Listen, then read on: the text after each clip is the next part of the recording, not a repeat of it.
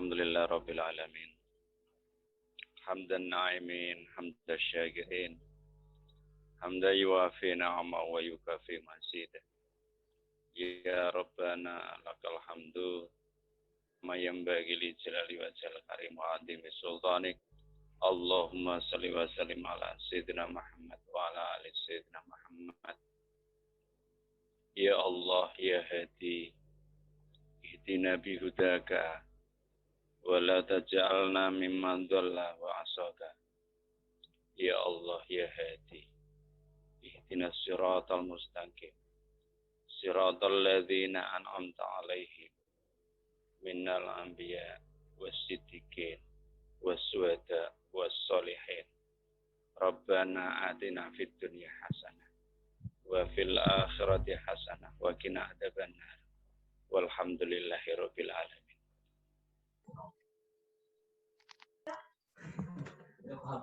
Ya, untuk acara selanjutnya yaitu sambutan. Untuk sambutan yang pertama dari Ketua PCGP Ansor Suyan kepada sahabat Suroto SPMM, kami silakan. Assalamualaikum warahmatullahi wabarakatuh. Bismillah, alhamdulillah, wassalatu wassalamu ala rasulillah wa ala alihi wa sahbihi man wala ma ba'dah. Yang hormati dan memuliakan Ustaz Zainul Aim selaku materi kita. Yang hormati memuliakan juga Ustaz Haji Basas, Bapak Inu juga kepada Ketua Fatayat Kabupaten Surian, Bapak Gusnya Fatmawati, juga kepada tokoh-tokoh Suran lainnya. Yang hormati ada juga dari kawan-kawan sahabat-sahabat dari Palangkaraya, sahabat Anas, sahabat Solehan dan lain-lainnya. Yang hormati juga ada sahabat-sahabat dari PAC, Surian Tengah dan lain-lain. Alhamdulillah sekali ya di edisi pertama ya, mungkin ya mendadak mungkin ya. Emang kegiatan tuh emang serba mendadak, karena kalau direncanakan tuh kadang malah nggak terselesaikan. Ini harapannya adalah ide-ide yang mendadak. Ini harapan awal nanti kita akan menggunakan metode dakwah media sosial, khususnya melalui channel YouTube. Satunya adalah dengan rekaman-rekaman webinar ataupun rekaman diskusi online. Dan juga dibuat dari video-video dari tokoh-tokoh kami juga terkait dengan materi-materi keagamaan, aswaja, fikih, selawat dan lain sebagainya. Harapannya zaman ini adalah zamannya media sosial. Di saat pihak-pihak sebelah ya mulai gencar dengan dakwahnya yang telah melalui kita, mereka dengan dunia pendidikan begitu kuatnya, dan kita masih terlena. Harapannya dengan ini bisa memancing, memotivasi, menjadikan bahan renungan bersama penting dan perlunya kita untuk menjadikan media sosial sebagai arena kita untuk melakukan perjuangan dakwah, khususnya dalam lingkup Nahdlatul Ulama. Jadi sebenarnya harapan kami dengan kita mengundang juga dari pihak lain, maksudnya di luar Seruyan, Sekalteng ya, menjadi juga sebuah inspirasi agar silaturahmi tetap berjalan meskipun lewat media sosial. Dengan media sosial itu juga lebih murah, biayanya lebih murah. Tetap bisa silaturahmi, tapi dengan biaya lebih murah. Bismillahirrahmanirrahim. Assalamualaikum warahmatullahi wabarakatuh. Waalaikumsalam warahmatullahi wabarakatuh. Rabbil alamin, wassalatu wassalamu ala asrofil anbiya'i wal mursalin, Sayyidina Muhammad wa ala alihi wa sahbihi ajma'in, amma ba'du.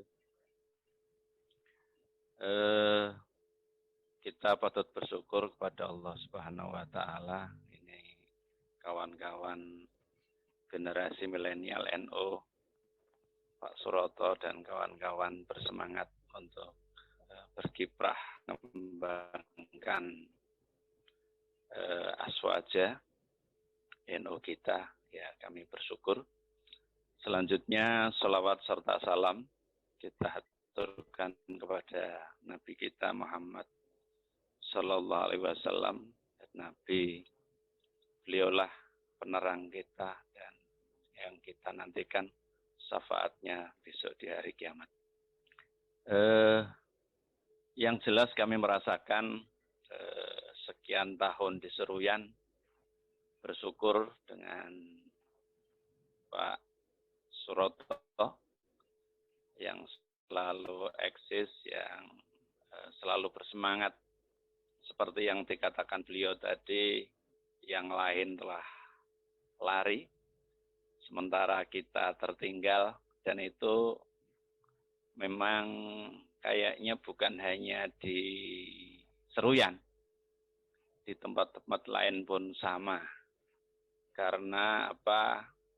Tokoh-tokoh kita dulu sudah memberikan contoh organisasi bisa berkembang dengan baik itu harus nikah dengan kekuasaan. Kita lah ikuti bersama di Seruyan misalnya, ya organisasi sebelah dengan dekat dengan penguasa, ya cepat berkembangnya. Begitu juga Muhammadiyah, begitu juga seperti Wali Songo misalnya, keislaman di Jawa itu tidak lepas bagaimana Wali Songo mendekati penguasa yaitu Raden Patah. Juga NU sendiri ketika organisasi semua diberangus, tokoh kita pun sama mendekati Soekarno. Kalau memang Nasakom boleh saja, asal NU sebagai menteri agamanya, sehingga NU pun berkembang. Terlepas itu semua, yang luar biasa pada malam hari ini, yang pertama ada Kiai Haji Khozinun Naim, Ketua Pergunu Seruyan ya, dan juga sepuh di Nahdlatul Ulama Kabupaten Seruyan.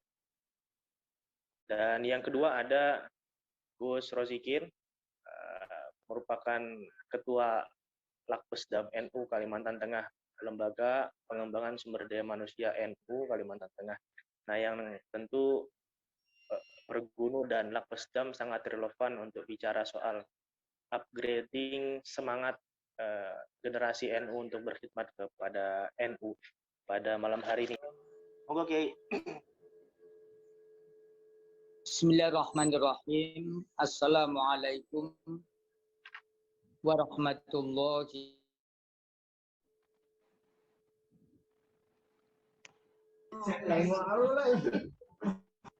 Alhamdulillahirabbil alamin.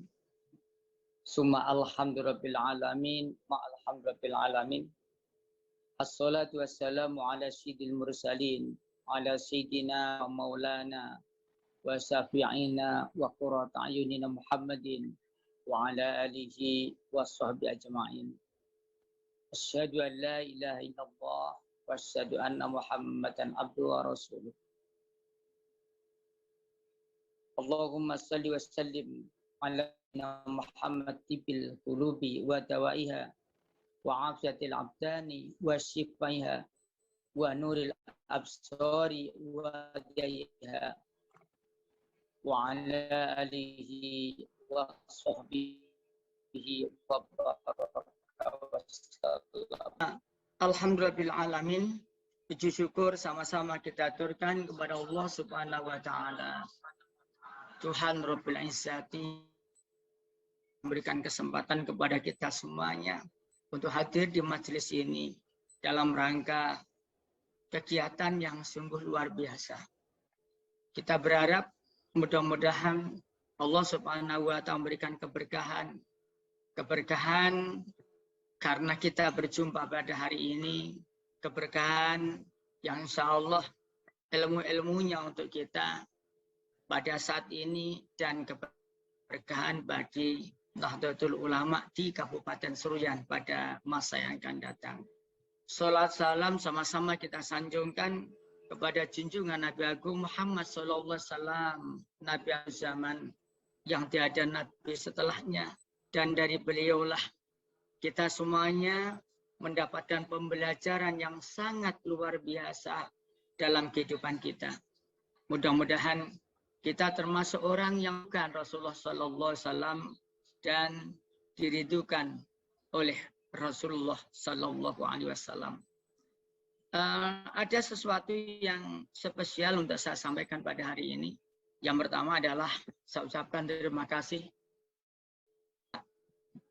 Pak Suroto yang telah memberikan kesempatan kepada kami yang mengisi kegiatan ini. Artinya banyak tokoh-tokoh masyarakat atau tokoh-tokoh Nahdlatul Ulama yang bisa membuka kegiatan pada hari ini. Nah, di situ ada guru kita, Bapak Kiai Haji Bahasa SHG, Masya Allah yang luar biasa. Nah, tetapi alhamdulillah kami mencoba untuk menyampaikan beberapa dengan permintaan dari Ketua GP Ansor. Ada beberapa yang perlu saya sampaikan bahwa memang Zoom ini timingnya sangat luar biasa. Kenapa? Sebagaimana disampaikan oleh Mas Surya Nur tadi, bahwa kita mengalami dua momen. Yang pertama adalah hijratun Nabi Muhammad SAW, dan yang kedua peringatan hari lahirnya bangsa Indonesia. Dan apakah hijrah bisa kita gunakan sebagai standar untuk membangkitkan semangat kita? Karena kita sadar, kita mengakui bahwa di Seruyan khususnya, Nahdlatul Ulama, jujur saja, ya memang seperti ini. Semuanya sudah tahu itu. Tetapi bukan berarti kita harus stagnan. Bukan berarti kita harus tidur. Bukan berarti kita harus berhenti. Tentunya tidak. Kita mencari terobosan-terobosan yang baru. Sebagaimana yang pernah diajarkan oleh Rasulullah SAW. Di dalam sejarah Islam, pernah terjadi peperangan yang luar biasa. Yakni antara kita dengan sebelah. Atau orang-orang Kristen. Sampai berjilid-jilid. Dan saat ada di mana umat Islam berada pada titik nadir. Mau bangkit. Sudah kehabisan amunisi. Harta benda sudah habis. Orang-orangnya pun juga patah semangat. Dan ada salah satu tokoh sentral sebagai pejuang Islam saat itu, yakni Hadrati Syekh Salahuddin Al-Ayyubi. Beliau sowan kepada para alim ulama dari satu tempat ke tempat yang lain. Dan dari sowan kepada alim ulama tadi dapatlah ditarik kesimpulan bahwa kita harus bangkit. Bangkitnya secara apa? Yakni membangkitkan rasa cinta kita kepada Rasulullah Sallallahu Alaihi Wasallam. Dan alhamdulillah apa yang dilaksanakan oleh beliau Salahuddin Al-Ayyubi menemui titik terang. Apa yang menyebabkan para alim ulama, apa yang menyebabkan para ketika itu bersemangat? Ternyata bahwa Rasulullah Shallallahu Alaihi Wasallam tidak setiap perang menang. Ada kalanya kalah, ada kalanya menang. Demikian juga yang terjadi pada masyarakat Islam ketika itu. Maka semangat inilah yang membangkitkan mereka, beliau-beliau para tentara Islam. Untuk apa? Untuk berjuang menegakkan li'ilai kalimatillah. Bahwa tidak semua peperangan dimenangkan oleh Rasulullah. Kurang apa Rasulullah itu? Andaikan minta kepada Allah Subhanahu wa Ta'ala, maka insya Allah apa yang disampaikan, apa yang diinginkan Rasulullah Sallallahu Alaihi Wasallam akan terkabulkan. Apalagi hanya kemenangan. Pernah di dalam suatu riwayat bahwa gunung-gunung menyampaikan kepada Rasulullah Sallallahu Alaihi Wasallam, wahai Rasulullah, wahai junjunganku, wahai nabiku, bila mana engkau hari ini memerintahkan kami untuk menghancurkan musuh-musuh, akan melaksanakannya. Itu sebuah gunung. Sekali lagi gunung. Maka inspirasi bahwa Rasulullah SAW ada kalanya menang, ada kalanya kalah, membangkitkan semangat tentara Islam untuk mendapatkan kemenangan. Dan alhamdulillah apa yang terjadi, Allah menurunkan hidayahnya, Allah menurunkan kekuatannya, sehingga beliau perang lawan orang Salibi dan alhamdulillah mencapai titik kemenangan. Dan tentunya kemenangan itu tidak diperoleh sendiri-sendiri, tetapi ada kolektivitas. Ada yang berasal dari Afrika. Mereka harus melewati lautan yang cukup ganas, Tanjung Harapan. Maka beliau berdoa kepada Allah dengan mendapatkan sebuah hizib yang disebutkan hizib bahar. Dan kemudian untuk yang berada di daratan, mereka pun mendapatkan hizib, mendapatkan kumpulan-kumpulan doa yang diantara subhanallah luar biasa. Kolektivitas itulah yang menyebabkan umat Islam kembali kepada tent of struggle, kembali kepada perjuangan, kembali untuk mendapatkan kemenangannya. Bagaimana dengan hijrah Nabi Muhammad SAW? Maka Masya Allah, hijrah Rasulullah SAW dilaksanakan sebanyak 2 kali. Yang kedua inilah yang memberikan inspirasi yang sangat luar biasa. Pada saat itu umat Islam pun juga dalam titik nadir. Rasulullah SAW dalam perjuangannya sekali lagi menghadapi musuh-musuh yang luar biasa. Tidak hanya beliau yang diintimidasi, orang lain, pengikutnya pun juga diintimidasi. Bahkan menyuarakan zikir keras saja tidak sanggup. Sampai-sampai Allah Subhanahu wa Ta'ala memerintahkan kepada siapa? Kepada Rasulullah SAW untuk tidak membaca zikir yang keras di waktu pagi dan di waktu petang. Ada apa dengan kesemuanya? Di waktu pagi, mereka orang-orang kafir Quraisy sedang tidur, masih belum bangun dari tidurnya. Di saat petang, mereka masih menikmati istirahatnya. Maka Rasulullah SAW diperintahkan oleh Allah Subhanahu wa Ta'ala untuk apa? Untuk merendahkan, untuk melembutkan suaranya. Subhanallah. Maka Rasulullah SAW sekali lagi hijrah dengan menggunakan sistem kolektivitas ayat. Apa artinya? Hijrah tidak sendirian, tetapi di antaranya di situ ada peran Sayyidina Ali Karumwajah, ada peran Sayyidina Abu Bakar As-Siddiq, dan ada peran yang lain, bahkan ada peran orang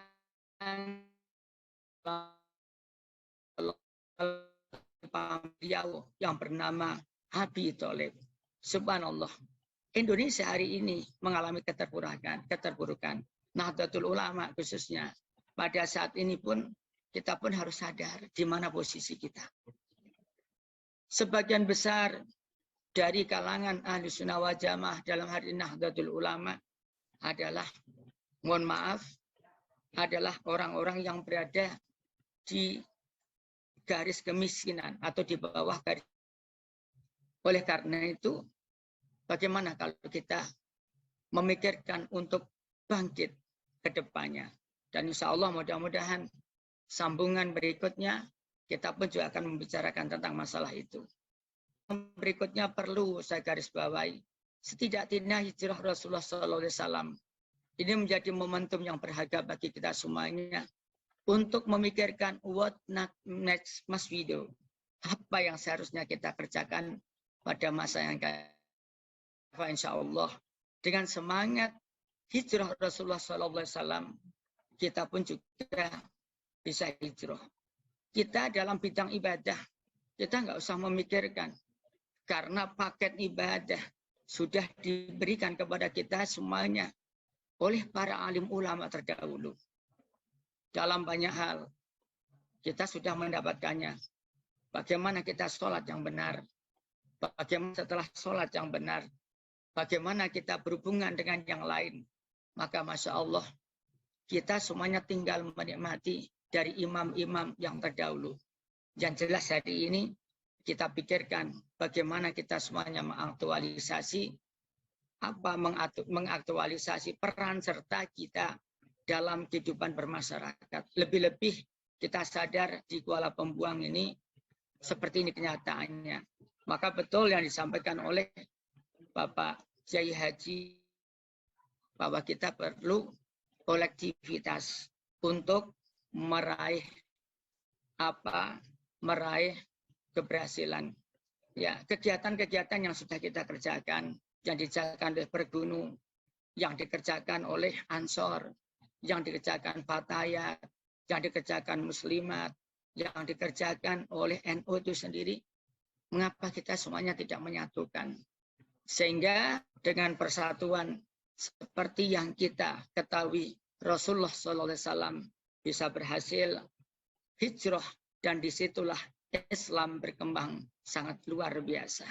Dan apa yang menjadikan inspirasi semuanya, mudah-mudahan tanpa kita menggurui saudara-saudara semuanya, saya yakin Bapak-bapak akan tahu jawabannya.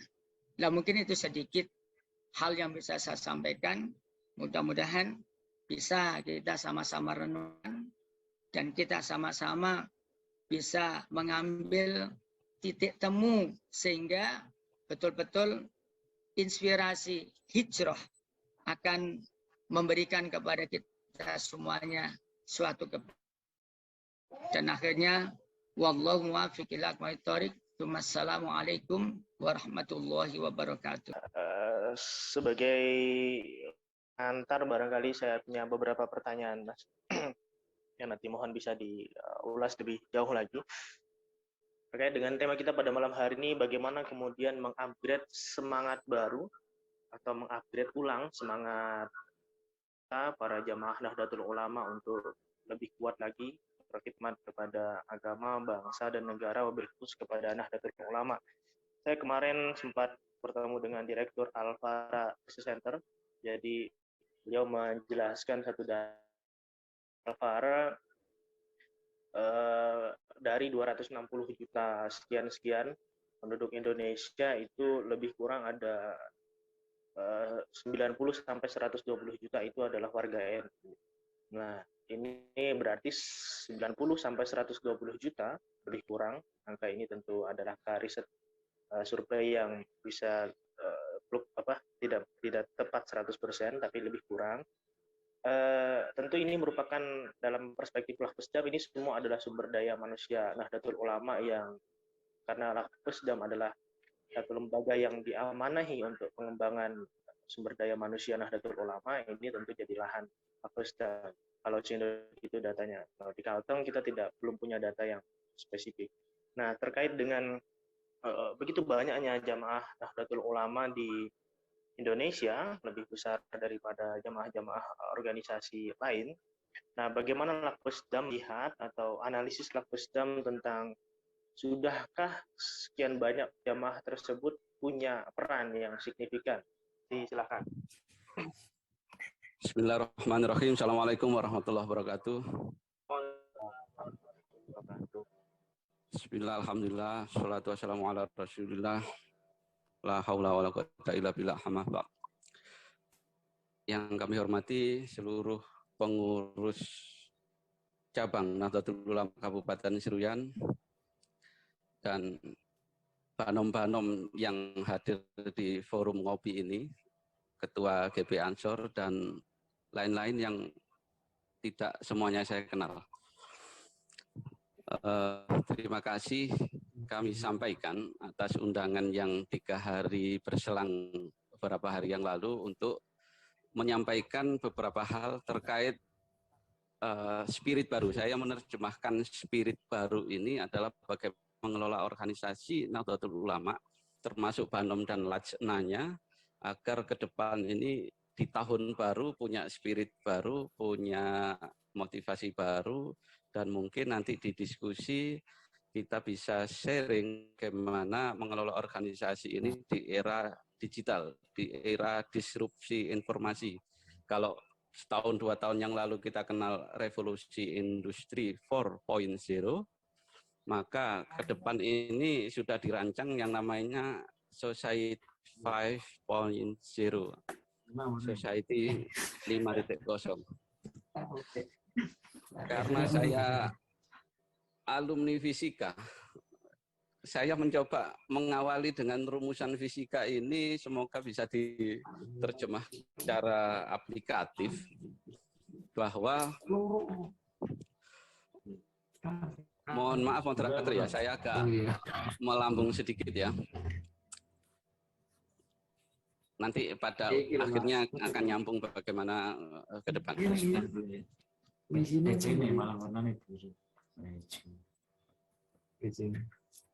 Suara nggak jelas atau Jelas. jelas? Oke. Jadi saya mencoba mengawali dengan rumusan gaya, di mana gaya itu adalah perbandingan antara usaha dengan jarak atau usaha dengan waktu. Kalau kita makan dengan organisasi, maka bagaimana kita mempunyai energi, kemudian mengaplikasikannya dengan unsur waktu, unsur sasaran, dan sebagainya.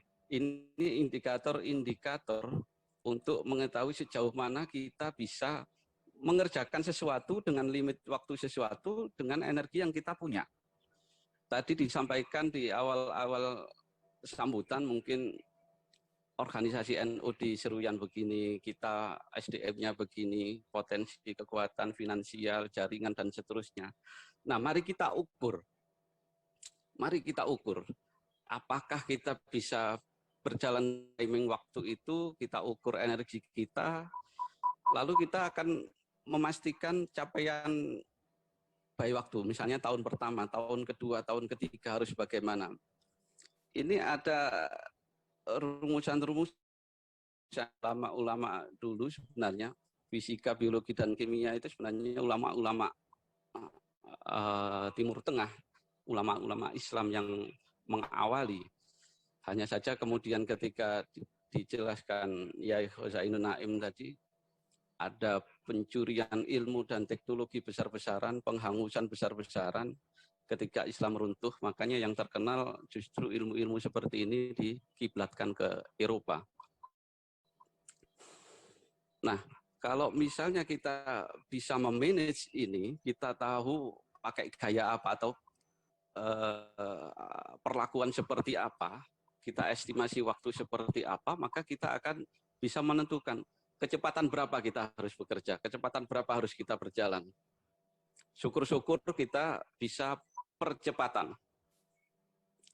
Ini lebih tinggi dari kecepatan. Kalau hanya kecepatan ke sana berapa waktu, tapi kalau percepatan ada unsur X yang bisa membantu sehingga pekerjaan kita, perjalanan kita itu lebih cepat daripada analogi manusia. Sama ketika Isra Mi'raj dimaknai dengan kecepatan badaniyah, basyariyah, tidak mungkin.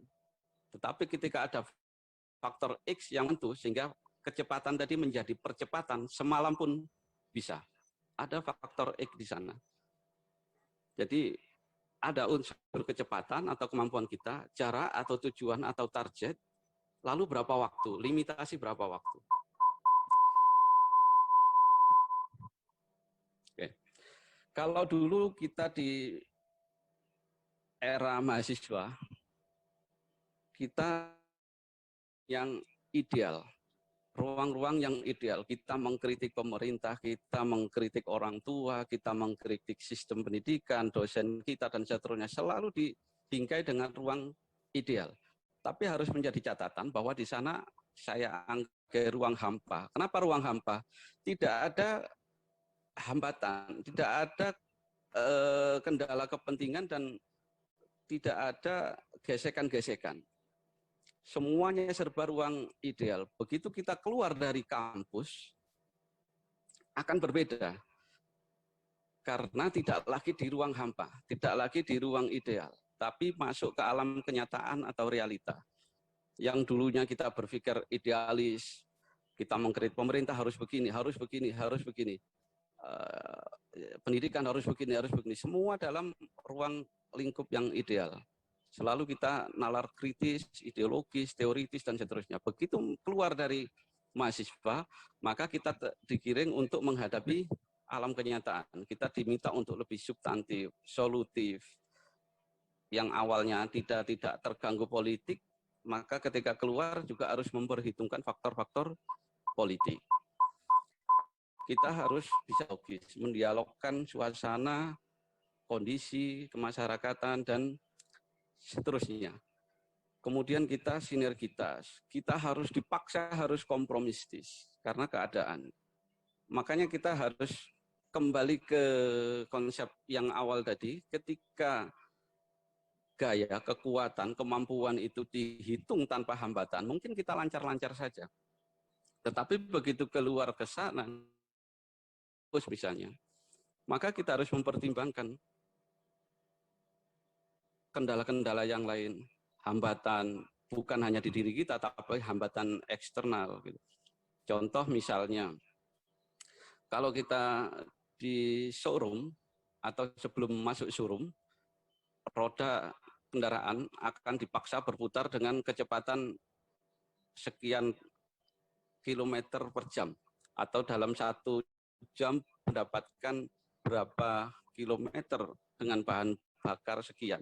Maka bisa dihitung dalam iklannya itu, sekian minyak premium dikonsumsi oleh kendaraan ini, maka akan menghasilkan jarak sekian. Itu ruang ideal. Tidak ada gesekan, tidak ada hambatan. Begitu keluar dari showroom, begitu keluar dari dealer, hambatan ada. Ada angin, ada aspal, ada, itu paling tidak yang bisa terbaca 2 faktor itu. Maka yang tadinya bisa 1 liter bahan bakar itu 70 kilo misalnya, karena hambatan itu maka bisa berkurang menjadi 50 kilo misalnya. Nah, implementasinya apa ya? Kita ketika keluar dari suasana ideal, kita ke kampus, ke organisasi, dan seterusnya, ada beberapa kepentingan di sana, hambatan di sana, ketergantungan di sana. Misalnya kita mengkritik X, ternyata di sana ada senior kita. Akhirnya kecepatan kritiknya yang tadinya 100 km per jam menjadi separuhnya misalnya. Ketika kita mengkritik pemerintah misalnya, ternyata kita juga berharap anggaran di sana. Maka performan kritis, nalar kritis, idealis, dan seterusnya tadi kemudian mundur sedikit. Gitu. Apa yang disampaikan oleh Pak Haji Faiz tadi juga kita harus nikahkan antara kepentingan-kepentingan itu. Artinya kita bisa berpikir ideal, tapi faktanya tidak bisa seperti itu. Makanya kita mungkin yang sudah lulus kuliah bisa tersenyum-tersenyum ketika teman-teman aksi di gedung Dewan, di depan gedung Pemda itu, bersuara. Ya enggak apa-apa, memang ruang mereka untuk berbicara ideal. Tetapi ketika keluar, lain cerita. Nah, kemudian kita ke organisasi. Kenapa kita berorganisasi gitu? Saya tidak akan membahas bagaimana sifat, prinsip, fungsi organisasi, manfaat, tujuan berorganisasi. Tetapi saya ingin membaca bahwa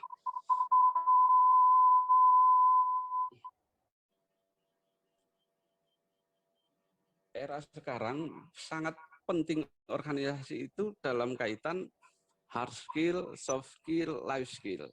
Pendidikan di perguruan tinggi, seperti yang dipotret beberapa tulisan senior Pergunu misalnya, ternyata pengetahuan di kampus atau di sekolah itu tidak menjamin dia itu acceptable, diterima di dunia kerja.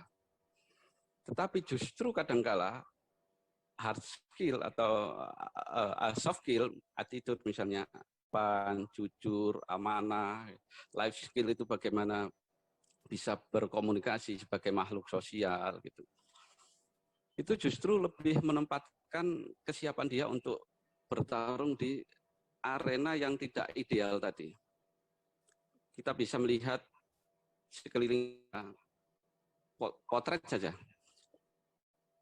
Lapangan kerja yang ada ini apakah diisi sesuai dengan bidangnya? Saya yakin 75% tidak sesuai. Contoh saya ini, fisikawan tetapi tidak ngajar fisika. Contoh lagi misalnya orang tafsir hadis misalnya, bekerja di leasing misalnya, atau ternak misalnya, atau pertanian misalnya, yang justru sarjana pertanian, dia menjadi akuntan misalnya, atau kontraktor misalnya. Ini fakta Indonesia ini. Saya yakin ini ada hubungannya dengan kemanfaatan ilmu. Kalau di pondok pesantren dulu, yang namanya ilmu yang manfaat, itu yang bisa diaplikasikan, diterima oleh masyarakat, dan menilai-nilai. Nah, saya yakin ketika sekarang faktanya saya begini, mungkin di pesantren atau di sekolah dulu, yang manfaat itu justru yang saya kerjakan sekarang. Yang matematika, yang biologi, atau yang sejarah, atau yang ilmu mawaris, atau seterusnya, mungkin tidak, kemanfaatnya tidak. Ada beberapa faktor untuk menilai ilmu manfaat itu. Dan Yai Ghazainun mungkin lebih bisa menerjemahkan syarat-syarat ilmu bisa bermanfaat itu. Logika saya berpikir begitu. Kesesuaian yang sekarang ini itulah kemanfaatan ilmu yang beberapa tahun kita gali. Nah, fungsi organisasi di sini saya menyimpulkan ya sebagai kita makhluk sosial perlu bersosial, kemudian jaringan organisasi itu merupakan market buat kita ketika nanti kita di sesi umur berapa, itu kita memang sudah waktunya untuk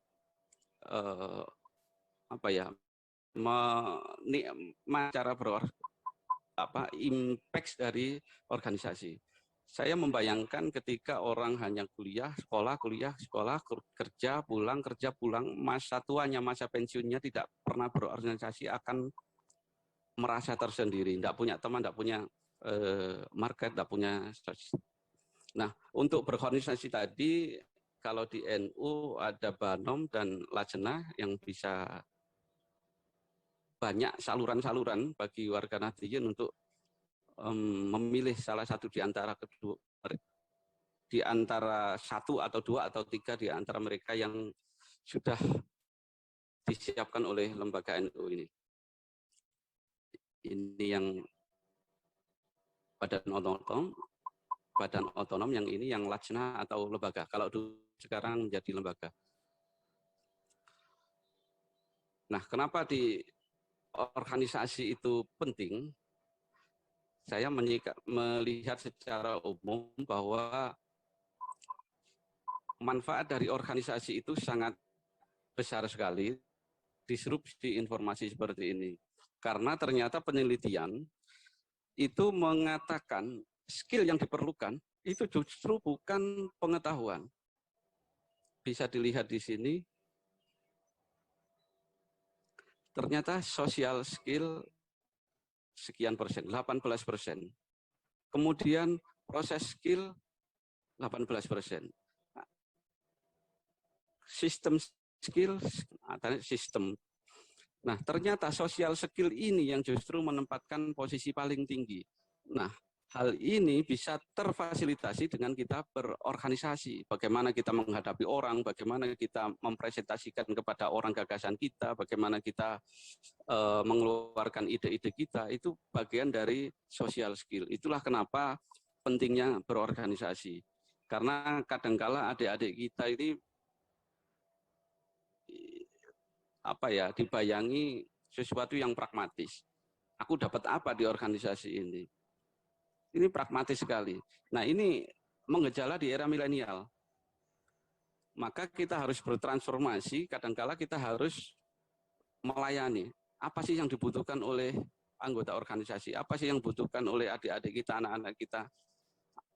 Kita harus terpaksa harus mengubah mindset itu menjadi mental melayani, apa yang dibutuhkan. Nah, selanjutnya di era digitalisasi ini, di era disrupsi informasi ini, di era revolusi industri ini, bagaimana menyiasati itu? Bagaimana menghadapi perubahan ini? Bagaimana membangun kolaborasi? Saya pikir begini, ada beberapa ide saya. Yang pertama, kita harus kolaboratif. Mau tidak harus kolaboratif. Kita berswadaya, katanya tadi agak susah. Maka kita harus mengawinkan, atau dalam bahasa saya adalah kolaboratif.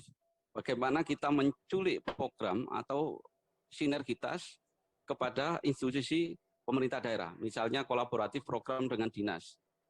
Saya pernah mencoba bagaimana setiap organisasi itu punya program binaan kepada masyarakat setempat.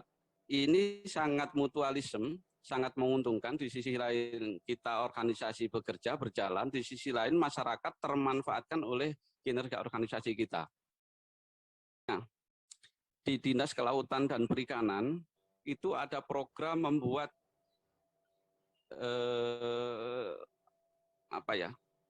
demplot gitu ya, atau membuat lahan pertanian baru, atau membuat lahan untuk perikanan baru. Pasti mereka ada sasaran. Nah, bagaimana kita menggunakan jaringan kita, di sana ada kepala dinas atau kepala bagian atau kepala badan, atau kita bisa mengakses ke bupati wali kotanya, atau dan seterusnya lah. Itu di pemerintah daerah, kita membuat yang sekiranya bisa membantu pemerintah dan masyarakat juga terbantu dengan inisiasi kita. Kelemahan masyarakat adalah tidak bisa membuat perencanaan dengan baik, dengan proposal dan seterusnya. Nah, kitalah yang tampil PMII dengan kemampuan membuat proposalnya, maksudnya kita manfaatkan itu, aplikasikan itu untuk membantu masyarakat, koordinasi dengan dinas setempat. Kalau misalnya di Palangkaraya, misalnya di Kecamatan Bukit Batu misalnya, di sana lahan pertanian itu sangat luas, concern di pertanian, maka kita ansor misalnya, PMII misalnya, komunikasi dengan mereka, bagaimana ketika kita dengan jaringan kita ini membuatkan proposal, kita menggolkan itu, kemudian sampai terdanai, lalu kita meminta komitmen fee, bahasa saya komitmen fee, komitmen untuk ketika berhasil kita melancarkan itu. Misalnya kalau misalnya UMKM atau perdagangan, ya kita sekian persen misalnya ini. Atau kalau tidak, kita minta dari sekian hektar itu kita bina sampai berhasil. Nanti kalau berhasil sudah menghasilkan, kita minta sekian luasan tanah itu kita produksi, kita bisa mengikuti mereka. Lalu kita tancapkan di sana binaan Ansor Kabupaten Seruyan misalnya, atau binaan PMII, kelompok tani binaan siapa begitu, atau di UMKM apa gitu. Itu salah satu sinergitas yang bisa di-create, bisa dilakukan agar sinergitas dengan pemerintah jalan, pendampingan dengan masyarakat jalan, dan ekonomi jalan. Ketika perut sudah terfasilitasi, maka diajak untuk kegiatan-kegiatan NU misalnya ngaji atau diskusi atau kumpul bareng berdiskusi, saya pikir akan, atau dengan institusi swasta atau bisnis. Nah, kenapa demikian? Karena saya berpikir disrupsi organisasi apalagi di era pandemi ini sangat sulit sekali kalau kita hanya berpangku tangan, tidak. Nah, ini yang kata senior-senior yang pertama tadi, jangan sampai kita ketinggalannya tadi dibilang tertinggal. Nah, disrupsi organisasi ini bisa disiasati jika kita tidak mau pernah lelah berkreativitas. Jadi cara untuk menghadapi ini beberapa hal, antara lain jangan pernah berhenti berinovasi, jangan berlindung di bawah regulasi. Kalau regulasinya seperti ini kita mati langkah begitu. Tidak, kita harus tetap aktif. Manfaatkan teknologi karena sekarang dunia dalam genggaman. Jangan pernah merasa puas. Jangan selalu merasa puas. Selalu bermotivasi terus agar berhasil. Nah, yang customer oriented. Apa yang saya sebutkan tadi bahwa kita harus bermindset melayani. Apa sih kebutuhan mahasiswa? Apa sih kebutuhan pemuda? Selalu begitu terus, berimprovisasi terus. Afala ta'qilun, afala tatakarun. Selalu kita berpikir terus. Nah, ini terkait pandemi, ternyata dengan pandemi COVID 2 tahun berselang ini, kita mau tidak mau harus memaksa gaya hidup kita. Memaksa diri atau tidak, kalau tidak, maka akan tergilas oleh perubahan zaman.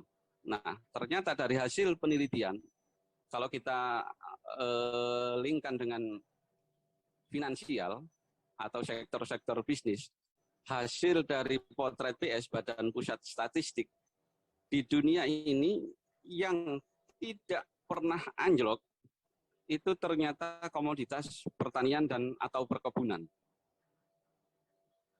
Bisnis digital, food beverage, dan perkebunan. Tetapi dua hal, sektor bisnis digital dan pertanian. Nah, maka yang bisa kita create agar kita juga berorganisasi, kita juga mempunyai market karena banyaknya anggota organisasi, kita punya jaringan karena punya senioritas dalam organisasi, maka kita kan atau mencari manfaat dari berorganisasi itu adalah logistiknya jalan, kumpul-kumpulnya jalan, ngopinya jalan, dan secara jamaah akan jalan. Ini yang kemudian disampaikan oleh moderator tadi, bagaimana potret organisasi kita. Saya melihat bahwa organisasi NU ini lebih kepada kegiatan agama. Padahal lajnah-lajnah di bawahnya itu sangat banyak sekali, berkaitan dengan kesehatan, berkaitan dengan lembaga perekonomian, berkaitan dengan lembaga kesejahteraan keluarga, berkaitan dengan UMKM, dan seterusnya. Itu ternyata belum di-create, maka ketika orang melihat NU adalah lembaga keagamaan ansih, cuman lembaga keagamaan, belum melihat sayap-sayap yang lain. Nah, ini yang menurut saya bagaimana menjamiyahkan masyarakat jamaah tadi. Jamaah NU-nya iya sudah, tetapi bagaimana dalam konteks tidak hanya sharing ilmu agama saja, tetapi ilmu-ilmu atau fun-fun yang atau aspek-aspek yang lain. Maka kalau kita dalilnya ya khairun nasi man anfa'uhum linnas. Organisasi yang bermanfaat adalah organisasi yang dapat dirasakan kehadirannya oleh anggotanya. Sebaik-baik manusia, saya melihatnya sebaik-baik organisasi begitu kan, adalah yang paling bermanfaat bagi manusia yang lain, yang paling bermanfaat bagi jamiahnya. Nah, berkaitan dengan hal tersebut, energial kita itu banyak, SDM banyak. Dikatakan tadi Elvara sudah mengatakan 90 juta ya. Kemudian jaringan juga banyak, senioritas, junioritas. Kemudian di pemerintahan sudah banyak.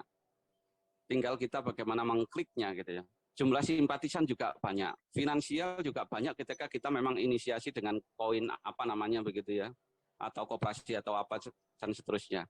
Tingkat kepercayaan kalau kita mana Fatona, sidiknya saya yakin masih bisa diharap trust individual maupun trust organisasi. Nah, ini masih energi potensial, masih diam dia. Ketika tidak digerakkan, maka potensi yang besar ini sangat sayang sekali. Maka harus menjadi energi kinetik, kekuatan yang bergerak. Nah, kalau sudah bergerak, mari kita tunjukkan NU juga berdaya guna, NU juga maka kita dikenalkan dengan kader penggerak. Gitu. Ada madrasah kadernya, ada 2 kalau yang sekarang terus berjalan, kader penggerak NU, KPBNU, dan MKNU. Kader penggerak itu yang non struktural, sedangkan madrasah kader Nahdlatul Ulama MKNU yang sedang atau akan menjabati kedudukan struktural. Mari kita maksimal 2 pertanyaan kepada narasumber pertama dan 2 pertanyaan kepada narasumber kedua. Untuk yang bertanya silahkan di unmute saja, memperkenalkan diri kemudian menyampaikan pertanyaannya dan tujuannya kepada narasumber yang mana. Oke, sahabat-sahabat, saya kira demikian, saya persilahkan. Ya, terima kasih. Saya mengawali saja. Beberapa waktu yang lalu, 4 hari yang lalu, saya mendapatkan link dari grup ngaji yang di Pondok Pesantren Rodotul Talibin. Itu link kegiatan cabang istimewa Amerika Kanada. Saya coba masuk, saya ngomong ke mereka, saya tersesat. Tapi dari ngobrol-ngobrol itu saya menemukan inspirasi bahwa kelemahan di kita adalah tidak ada keterbukaan dari mereka yang punya potensi. Kawan-kawan yang menjadi dosen, kawan-kawan yang menjadi pengusaha, menempati tempat-tempat tertentu di Amerika sana, menantang. Saya ini orang NU, ayo manfaatkan saya. Kalau mau meneruskan pendidikan, manfaatkan saya ada di Amerika, ayo. Begitu juga yang mereka punya potensi usaha, manfaatkan saya gitu. Cuma saya merasakan kawan-kawan di Kalteng lah khususnya ya, karena ini Mas Rojikin, ya menantang gitu nah. Tolong aku ini manfaatkan gitu nah. Jadi yang kayak Mas Roto ini, saya merasakan Mas Roto ini kayak LKIS. Kalau ketika saya di Jogja itu lembaga kajian Imam Aji sendiri karena sorangan. Ya betul sih, menelurkan satu ya dinamika, boleh dikatakan dinamika atau ya energi baru di Seruyan ya. Cuma saya lihat sendiri gitu. Seperti lembaga kajian Imam Aji sendiri di Yogyakarta. Walaupun hasilnya bagus sih, ya sekarang ya lumayan lah. Tapi paling tidak saya hanya mau mengatakan kepada Mas Rojikin, kok nggak ada yang menantang, ini manfaatkan saya gitu. Baik di tingkat provinsi maupun di tingkat nasional. Masalahnya saya lihat di Amerika Kanada sudah menantang itu. Ayo manfaatkan saya. Kalau mau sekolah di Amerika, kalau mau bisnis ke Amerika, ayo manfaatkan saya. Mungkin itu Pak yang saya sampaikan. Terima kasih. Baik, terima kasih Pak Haji Basas. Satu gambaran yang menarik untuk kita diskusikan soal tantang menantang ini. Mudah-mudahan nanti kita juga bisa buatkan forum tokoh NU menantang. Jadi siapa-siapa dari tokoh-tokoh NU yang menantang untuk dimanfaatkan bisa tampil di situ. Oke, saya kira itu yang pertama. Yang kedua, biar nanti sekalian, karena waktu kita sangat terbatas sekali, di pamflet itu kita sampaikan dari pukul 19.30 sampai 21.30 ini sudah hampir. Jadi kita sekalian nanti jawabnya. Yang kedua barangkali boleh ada semacam statement atau pertanyaan dari peserta Zoom yang lain.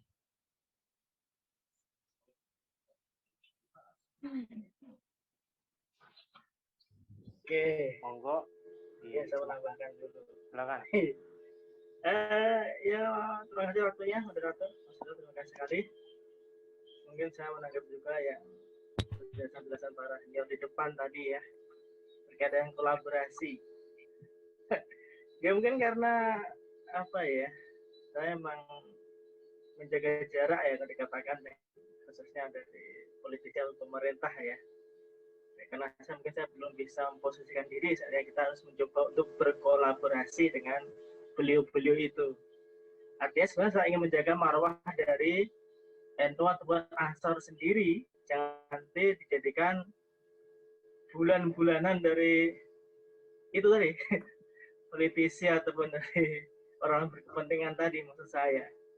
Nah itu kira-kira seperti apa mengkondisikan ya Ansor Serian tetap menjaga marwahnya, tapi juga tetap bisa misalnya tadi berkolaborasi karena tadi sampaikan pentingnya kolaborasi untuk kemajuan. Nah itu tadi yang menjadi pentingnya. Mungkin nanti bisa diberikan dari Ustaz Naim juga dengan Ustaz Nukhlas. Baik, terima kasih Mas. Barangkali ada yang lain, saya persilakan. Ada? Kalau tidak ada, saya yang ini dulu. Oke, ini dulu ya. Baik. Udah tadi ngopinya. Udah nggak ada duit ini buat beli kopi. Air putih aja lah. Oke, para narasumber yang saya hormati, yang kita muliakan. Jadi ada 2 pertanyaan. Saya mungkin mulai dari narasumber yang pertama, Kiai Husinun Naim.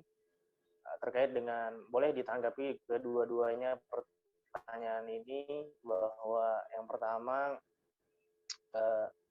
banyak tokoh-tokoh NU yang justru di luar negeri sana yang mendeklarasikan diri untuk minta dimanfaatkan oleh kader-kader NU, oleh jamaah NU, oleh jamaah NU.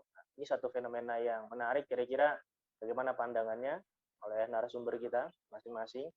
Apakah nanti kemudian bisa dari hasil ngopi kita pada malam hari ini, kita bisa buat tindak lanjut ngopi edisi berikutnya dengan mengumpulkan tokoh-tokoh NU Seruyan yang siap menantang untuk dimanfaatkan oleh aktor, PMI, Fatayat.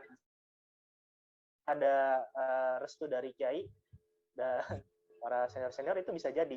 Nah, jadi mohon ditanggapi. Kemudian yang kedua soal bahasa Kiai Haji Basas itu menikahkan organisasi dan kekuasaan, tapi ada kekhawatiran lain yang dirasakan oleh ketua kita, Mas Suroto, bahwa dikhawatirkan kalau kita terlalu dekat dengan kekuasaan justru berimpact yang negatif untuk organisasi dalam pengertian nanti dipolitisasi dan langkah cerdas kira-kira bagaimana menikahkan organisasi dan kekuasaan ini secara cerdas sehingga bisa terlaksana hal-hal yang baik yang kita inginkan, tetapi juga marwah kita, murwah kita tetap terjaga. Itu kira-kira langkah cerdasnya bagaimana? Saya mohon yang pertama kepada narasumber kita yang pertama, Kiai Haji Husinun Naim, untuk menjawab. Silakan Kiai.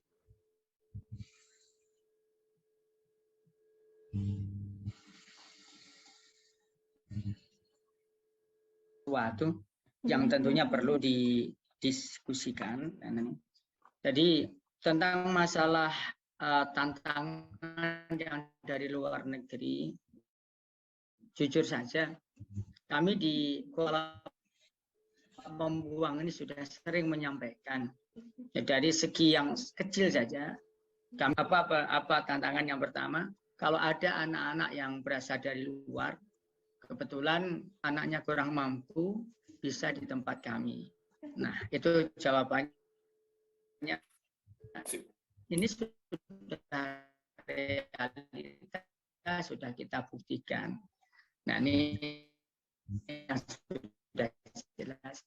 Kemudian yang berikutnya,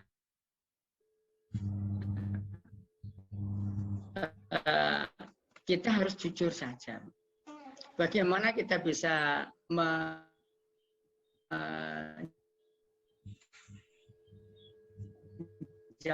tantangan-tantangan itu bila yang disampaikan oleh kawan yang ada di Amerika itu sangat luar biasa. Kedepannya, bagaimana kalau yang jadi tantangan mereka sungguh luar biasa. Kita nggak usah cukup luar negeri aja. Suaranya rada Misalnya di daerah di wilayah kita misalnya. Nah, kita minta coba yang jembatani, misalnya menjembatani di sini ada, itu susahnya Masya Allah. Mungkin, tapi yang jelas dijawab. Nah, dan sekarang bagaimana cara menjawabnya? Sekali lagi. Kemudian untuk menjawab pertanyaan dari Mas Suroto tadi, nah, ketika kita hanya berbicara, mungkin, nah, banyak sekali hambatan-hambatan. Tetapi kami berusaha untuk mengajak, suatu saat pernah saya mengajak kepada Pak Suroto untuk datang di PT Pandanwangi. Nah, mereka punya CSR yang banyak seperti apa. Nah, tinggal bagaimana cara mengkoneksikan. Tapi untuk ke pemerintahan sendiri sama seperti PEAN. Ya, sama seperti PEAN. Nah, bagaimana kita harus menentukan tas keluar. Artinya kapan kita mendekat dan marwah itu sendiri. Bagus tadi. Tadi kita yang pasti tadi untuk apa, untuk pernah di suatu saat saya berbincang dengan orang pemuda. Nah, apa yang bisa kita kerjakan?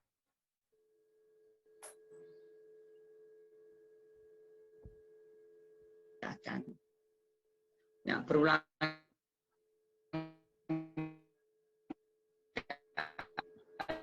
kali katanya A sampai Z, ada yang bersambut, ada yang kita tidak boleh putus asa, kita tidak bisa dan yang lain, dan kita perlu bimbing kumpul-kumpul seperti apa. Ya, hari ini kita pengen kumpul sama Pak Basas. Alhamdulillah sekian lama baru kali ini kita bisa banyak bertukar sama Pak Kiai Basas. Yang mudah-mudahan kedepannya kita bisa sharing dan mendapatkan bimbingan dari beliau. Ya, mungkin itu beberapa yang bisa saya sampaikan. Nah, nih. Dan tentunya dari Mas Rojikin tadi sudah banyak dijelaskan. Jadi intinya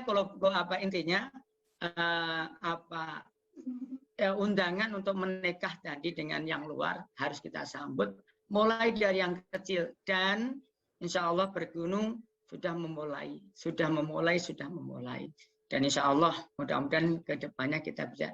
Contohnya banyak anak-anak dari kami yang kita salurkan sekolahnya kuliahnya di Pondok Pesantren Amanatul Ummah. Ini contohnya. Mudah-mudahan kedepannya bisa lebih bagus lagi. Mungkin itu. Ya, mudah-mudahan jawaban ini puas atau kada puas harus dipuas-puasin. Insya Allah ya, lain kali kita bisa banyak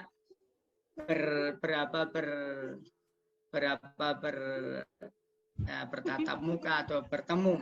Dan kami insya Allah untuk NU Seruyan siap menyediakan tempat. Untuk NU Seruyan kami siap menyediakan tempat. Kami punya musola, kami punya pendopo, dan insya Allah pokoknya halaman pun juga luas. Oke, silakan aja Pak. Kami siap untuk menjembatani. Nah, mungkin itu sebagai jawaban dari kami. Terima kasih pertanyaannya Pak Kiai. Saya juga ikut kemarin PCI NU yang Amrik dan Kanada itu ya.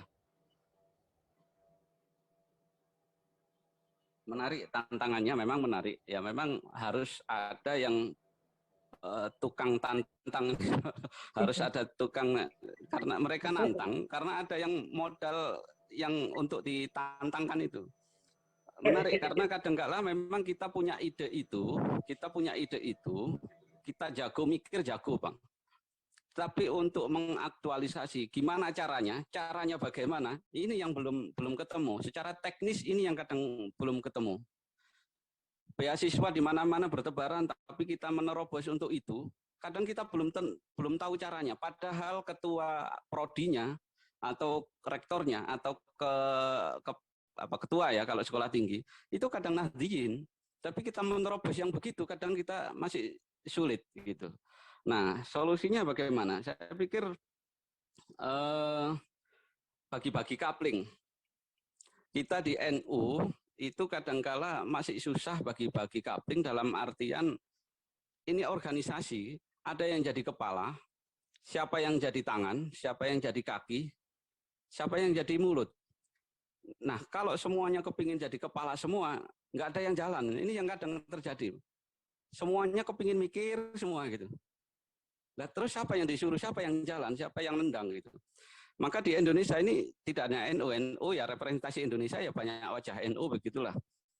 Kata moderator tadi kan surveinya juga kredibel gitu.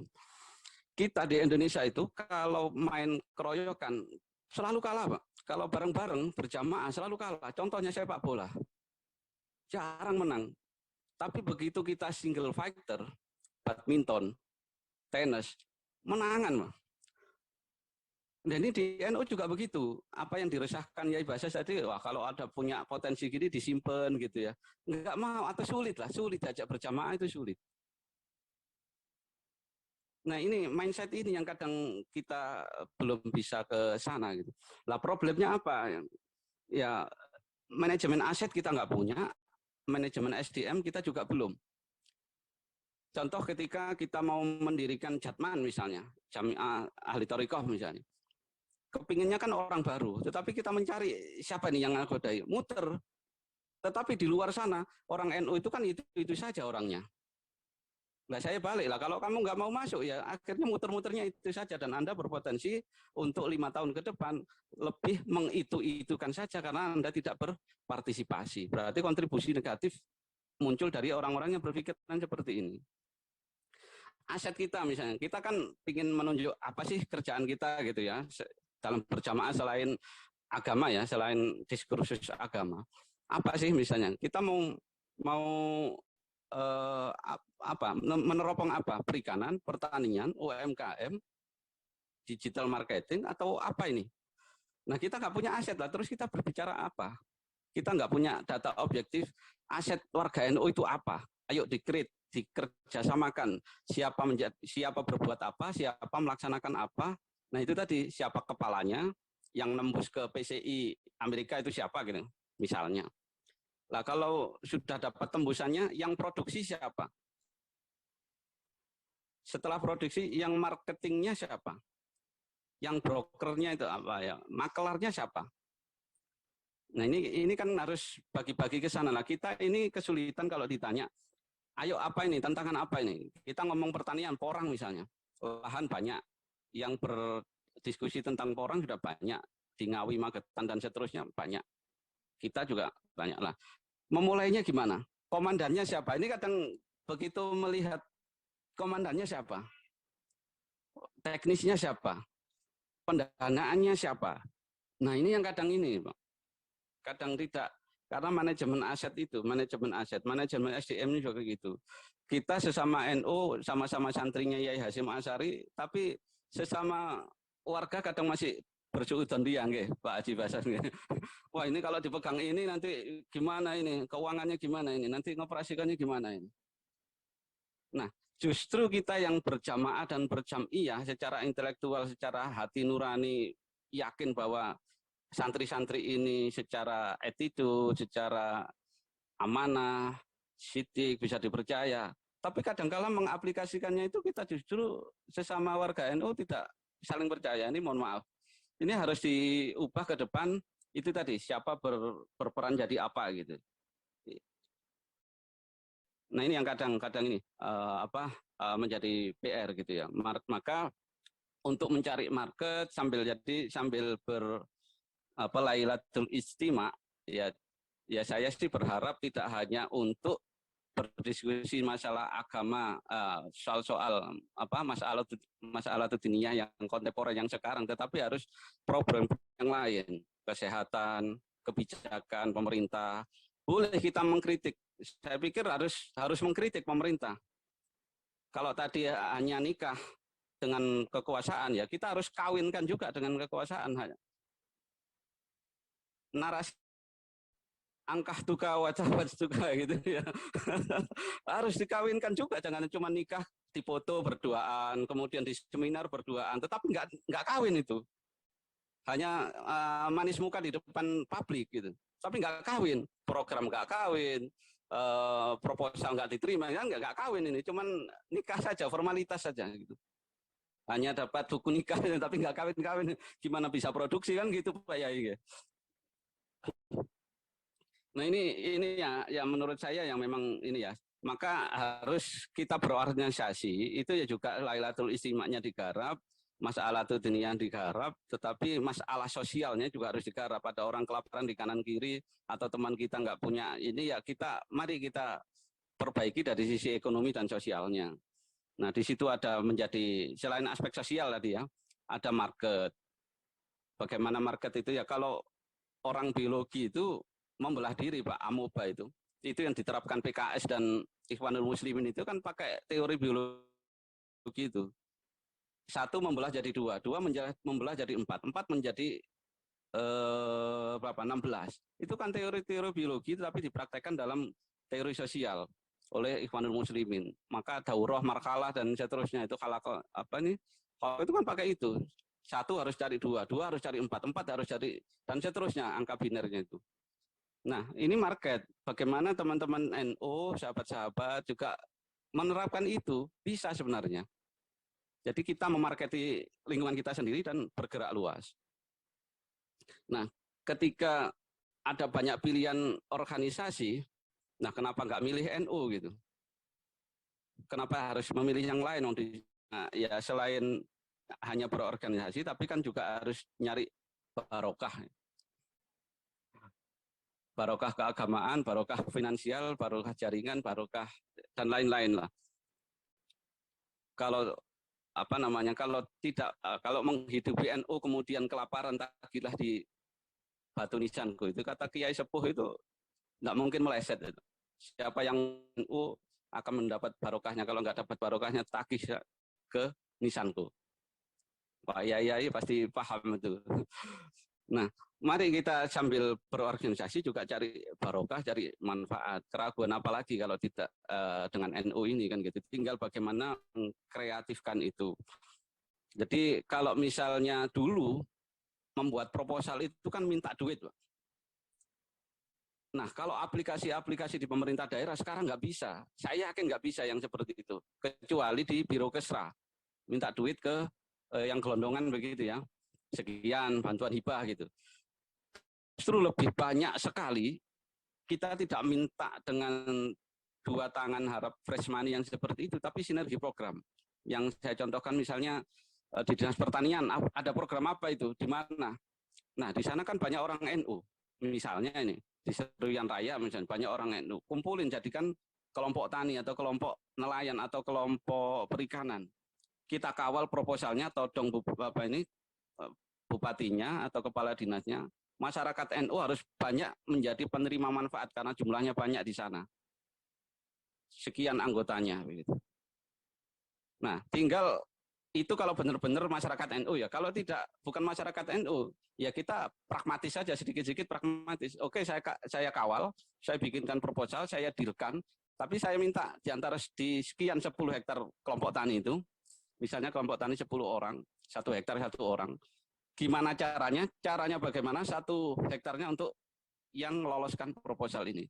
Dari yang tadinya tidak punya aset apapun di situ, setahun, 2 tahun, 3 tahun, punya aset 1 hektar itu.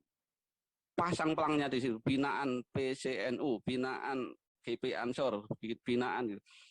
Proposal ke depannya, foto-foto itu, yang pelang-pelang itu.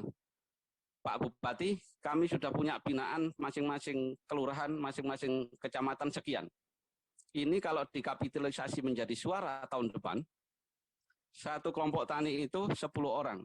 Anaknya 5, berarti 50 orang. Secara politik nyoblos 50 orang 1 poktan. Kalikan saja. Itu kan deal-deal politik dapat, deal-deal ekonomi dapat. Saya pikir harus begitu. Di Lakpes PCNU, mohon maaf kalau tidak salah, di Jawa Tengah, itu sampai bupatinya itu tunduk-tunduk ke PCNU. Kalau mau nyalon itu sowan, pasti. Kenapa? Karena setiap kebijakan, mulai dari kesehatan, ekonomi, pendidikan, dikritik terus sama NU. Dan masanya jelas, real. Dikapitalisasi menjadi ekonomi bisa, suara politik bisa, legislatif maupun kepala daerah bisa. Jadi semuanya berpayung kepada NU. Sowan, mohon arahan, mohon. Ini kedepannya saya berharap seperti itu. Politik dapat, sosial dapat, orang berorganisasi merapat ke NU. Tidak hanya masalah ekonomi, tidak masalah agama, ekonomi, semuanya dapat. Ya kita harus ini ya, makanya target tahun pertama apa, tahun kedua apa, tahun ketiga apa. Aset kita itu banyak, cuman manajemennya tadi kita nggak tahu jumlah NU di Kalimantan Tengah itu berapa. Terus jumlah secara spesifik berdasarkan profesi, yang jadi petani berapa, yang jadi usahawan berapa, yang jadi pedagang berapa, yang jadi guru berapa, yang jadi teknokrat, dosen berapa, kita juga enggak tahu. Jadi kalau kita mengiming-imingi, ayo nih yang Amerika sudah berlapang dada nih, silahkan kalau ada apa namanya ekspor udang misalnya, atau ekspor apa gitu ya. Kita nggak tahu, kita jualan ke PCI sana itu, aku punya sekian. Nah ini punya sekiannya itu apanya ini kadang kita nggak tahu. Karena tidak terdata tadi. Jadi mungkin itu ya. Jadi kalau misalnya ini sekarang di era milenial ya mungkin adik-adik kita di PMI maupun di IPNU kita inisiasi misalnya sekolah digital misalnya. Bagaimana kita menggagas toko online. Misalnya ini. Si A punya barang apa, si B punya barang apa, si C punya barang apa, ya kita kumpulkan saja jadi satu toko online. Ketika menjual ya toko online itu akhirnya beragam. Nanti kalau ada orang beli ya salah satunya ini dikumpulkan gitu kan, tidak harus beli dulu. Ketika ada pesanan baru beli, ngambil nanti totalannya berapa. Nah, mungkin bisa dikreatifkan seperti itu karena zamannya memang era digital dan anak-anak SMA sudah bisa bahkan lebih pintar dari kita ketika kita jualan online atau market online itu. Kemudian yang kedua, bisa petani muda milenial. Ini program yang sekarang di era staf susnya Jokowi yang muda ini. Billy Mambrasar itu kan targetnya 100.000 pemuda petani milenial. Nah, kita jangan keburu menjas bahwa yang namanya petani muda itu, yang namanya petani itu harus berlumpur-lumpur, berbasa-basa dan bercapek-capek, tidak belum sasarannya tidak ke arah sana. Biarkan yang berlumpur-lumpur, yang senior-senior ya, yang muda-muda ini disasar marketnya. Bagaimana menjual produk anggur misalnya, yang dikemas begini-begini gitu, dibalut cerita misalnya, anggur lokal bisa menyembuhkan A, bisa menyembuhkan penyakit X, dan Y, dan seterusnya. Itu kerjanya anak milenial itu. Bagaimana kita teh bajakah yang belum tahu kepastian manfaatnya, tetapi lebih laris dibanding penelitian yang karena bumbu-bumbunya tadi bisa menyembuhkan ini, bisa menyembuhkan ini. Kedepannya kan bisa kita tani cipluan misalnya Pak Yai, itu satu paket itu 30.000. Nah orang kan melihatnya petani padi konvensional gitu ya, petani jagung gitu, tidak pernah membidik petani cipluan gitu misalnya. Nah itu dipasarkan secara online loh, menggiurkan sekali. Cipluan itu nggak usah dipupuk, nggak usah diapa, sudah menghasilkan kok. Apalagi dipupuk, dirawat, disemprot. Orang itu juga begitu. Dulu awalnya ya nggak ini, di teman-teman Dayak itu ternyata di hutan banyak porang. Tapi nama lokalnya saya lupa. Nah begitu di Ngawi itu mencuat begitu, akhirnya bernilai. Padahal dulu di sini, di Dayak itu makanan babi. Nah ini saran saya, memang harus manajemen aset, di data aset kita punya aset apa saja, bendanya apa saja, kemudian manajemen orang, SDM-nya. Kita ini punya orang di mana saja sih? Jangan-jangan sekantor Pemda itu kita nggak tahu bahwa itu NU, bahwa itu PMI, bahwa itu bisa jadikan kapital gitu ya, kapital. Kapital itu tidak hanya uang, teman, barang atau apa, agunan itu juga kapital. Kita kadang-kala cuma modal muntung bisa menghasilkan tuh banyak. Makanya pering petuk dicari itu kan gara-gara untuk modal muntung enggak ya. Sekali ngomong jodoh gitu ya. Kita punya barang, besok ada yang nyari barang itu. besok ada orang minta ke kita, Yai minta ini, jualkan ini, perlu ini, besok ada yang mencari. Nah, itu kan salah satu berkahnya pondok pesantren ini disuruh wiritan. Mungkin itu mudah-mudahan bisa menjawab. Baik, oke, terima kasih Mas Rosikin juga telah menambahkan jawaban dari Kiai Fazinun Naim terkait 2 pertanyaan dari penanya kita pada malam hari ini. Sahabat-sahabat sekalian yang saya hormati, narasumber yang saya hormati, tentu banyak hal yang ingin sekali kita diskusikan lebih jauh pada malam hari ini, namun pada akhirnya waktu jualah yang membatasi kita. Maka saya kira pertemuan kita pada malam hari ini